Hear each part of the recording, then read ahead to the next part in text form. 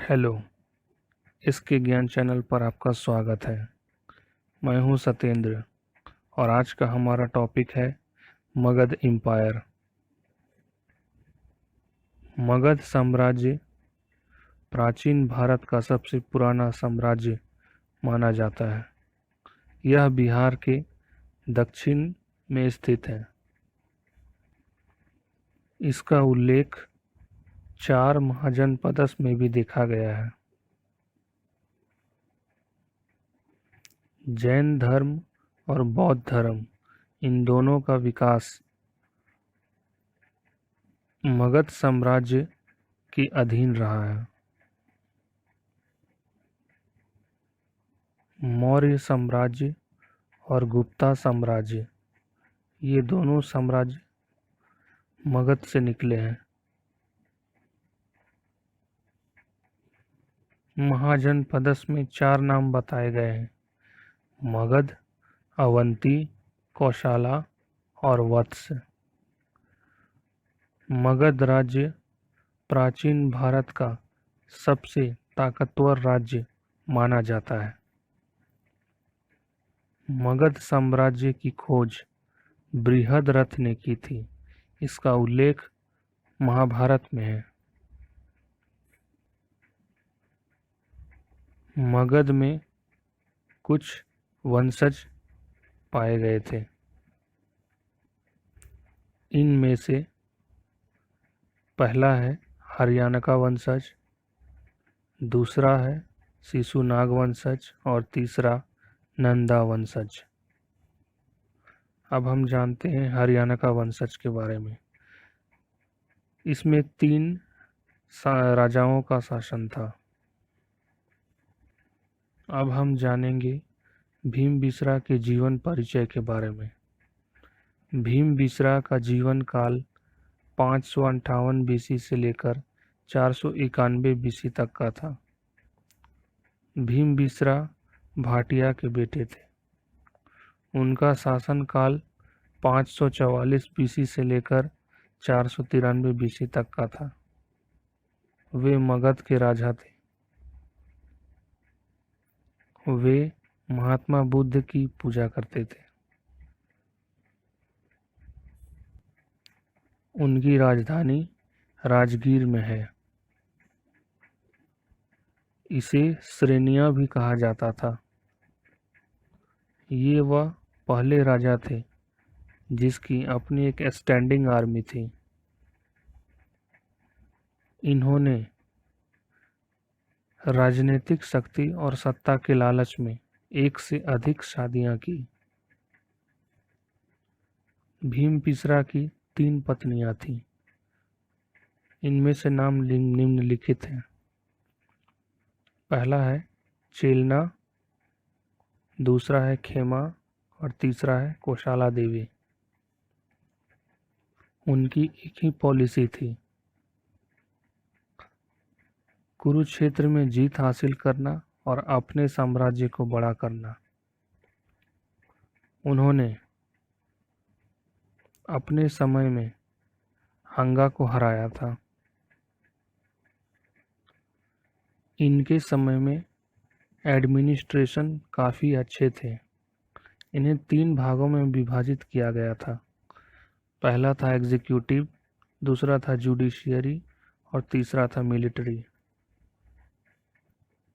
अब हम जानते हैं अजातशत्रु के बारे में। अजातशत्रु का जीवन काल 492 बीसी से लेकर 460 बीसी तक का था। वे भीमबिसरा और छेलना के बेटे थे। वे बौद्ध को मानते थे।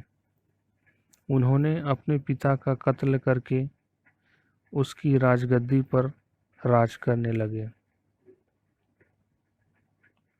वे भीमबिसरा के बाद दूसरे शासक थे। उन्होंने 2 जगहों पर आक्रमण किया और विजय हासिल किया। उनमें से एक है कौशाला और दूसरा है वैशाली। अब हम जानते हैं उदयन के बारे में। उदयन अजातशत्रु के बेटे थे। इनकी राजधानी पाटलिपुत्र पटना में थी। वे हरियाणा वंशज के सबसे आखिरी शासक थे। इन्होंने 3 राजाओं को हराया था। पहले थे मंदा, दूसरे थे अनिरुद्ध और तीसरे थे नागदशक। अब हम जानते हैं शिशुनाग वंशज के बारे में। शिशुनाग वंशज में 2 राजाओं का शासन था। पहले थे शिशुनाग और दूसरे थे काला अशोका। शिशुनाग जो थे वे काशी के वायसरॉय थे। बाद में उन्हें राजा बनाया गया। इसकी राजधानी राजगीर में पाई गई है। इन्होंने अवंती के ऊपर आक्रमण कर उस पर विजय हासिल की और अवंती और मगध को करीब लाने की कोशिश की। उनके जो रिश्ते थे उसको सुधारने की कोशिश की। इनकी जो राजधानी थी उसे वैशाली में शिफ्ट कर दिया गया। अब हम जानते हैं काला अशोका के बारे में। काला अशोका शिशुनाग के बेटे थे। इसकी राजधानी पाटलिपुत्र में थी। इनके नेतृत्व में बौद्धिस्ट का दूसरा परिषद हुआ जो कि जगह थी वैशाली। यह शिशुनाग वंशज का आखिरी शासक था। की मृत्यु महल में हुई थी। अब हम जानते हैं नंदा वंशज के बारे में। नंदा वंशज, इसमें 2 राजाओं का शासन था, महापद्मनंदा और धननंदा। महापद्मनंदा वे नंदा वंशज के पहले शासक थे। वे शूद्र जाति के थे। इसने काला अशोका की हत्या की थी और बाद में राजा बना। पुराण के अनुसार यह एक शूद्र महिला का पुत्र था। इसका शासन 28 वर्ष तक रहा, जो कि 367 बीसी से लेकर 338 बीसी तक था। इसे क्षत्रिय का विनाशक भी कहा जाता है। इसने उड़ीसा के कलिंगा जैसे कई साम्राज्यों पर आक्रमण किए। फिर आता है धननंदा। धननंदा नंदा वंशज का आखिरी शासक था। धननंदा के डर से अलेक्जेंडर ने गैंगटिक प्लेन को कभी पार ही नहीं किया।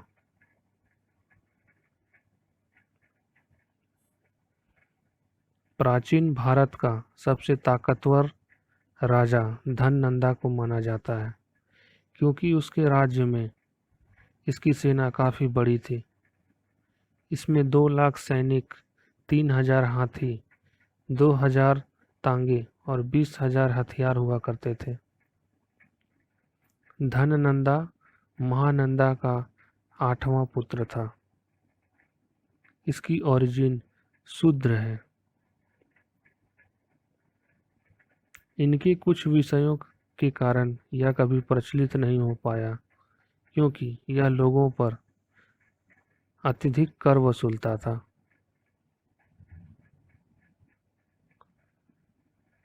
चंद्रगुप्त मौर्य ने इसे अपनी राजनीति से बाहर निकाल फेंका था। तो आज के लिए इतना ही। धन्यवाद। और हाँ, अगर आपको मेरी यह वीडियो अच्छी लगी हो तो कृपया इस वीडियो को लाइक करें, शेयर करें, सब्सक्राइब करें और कमेंट करें। मैं ऐसी वीडियो हमेशा लाता रहूँगा।